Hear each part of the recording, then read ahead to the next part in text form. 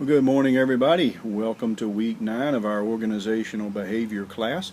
I hope that you've enjoyed the class over the last 8 weeks or so. We've only got week 9 and then week 10, and we're obviously finished.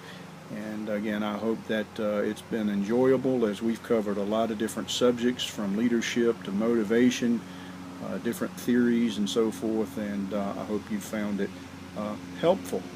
This week we're going to be watching a video in our discussion section and kind of going back to another discussion on leadership as we see Bob talking about an issue that he ran across, and it'll be interesting to hear what you have to say about that. You know, when we look at leadership theory, there's so many different theories out there, and we've had some really good discussions over the last few weeks about leadership theory.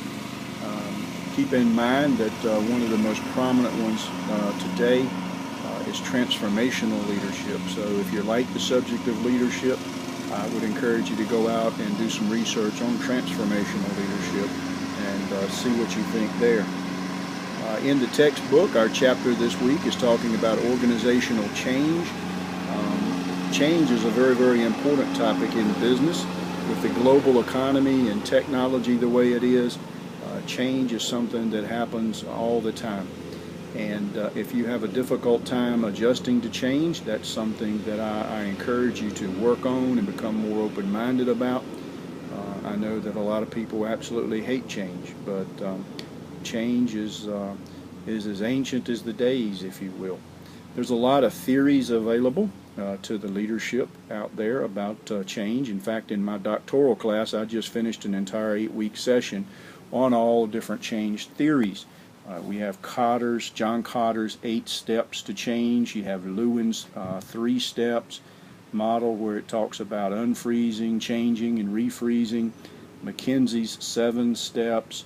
Kubler-Ross's dying curve, I think they call it, and on that it goes. The interesting thing to take away from all of that is there's a lot of research out there about change and how to do it. A lot of the theories are very similar, but unfortunately the research also shows that the vast majority of major changes in organizations fail.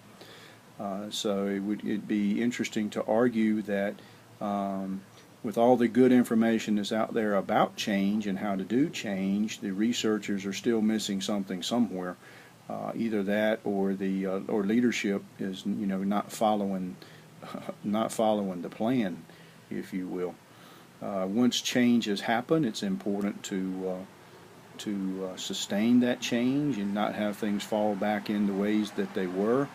And at any rate, this is a huge subject. Again, I just spent 8 weeks talking about change. We're just going to talk about it for 1 week, but it's a very interesting topic. As far as the housekeeping issues, I do want to remind you that it is week 9. I cannot take any more late work. So late in week 9 and 10, please keep your work caught up, as I cannot give you any extensions or any help there, as I have to follow the policy of the college.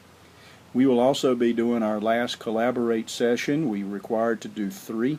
We'll do it Wednesday night at 8 p.m. Eastern Standard Time, and you are required to attend that or at least watch the recording of that. And again, it will be Wednesday night at 8 p.m. Eastern Standard Time, and I will record the topics that we're talking about so that if you have to work or you can't be there, that you can at least check out the video. Keep in mind this is a graded activity, and if you don't attend or you don't watch the video, it would be a 0 as in one of your I think the discussion posts sort of grades, if you will, or class participation.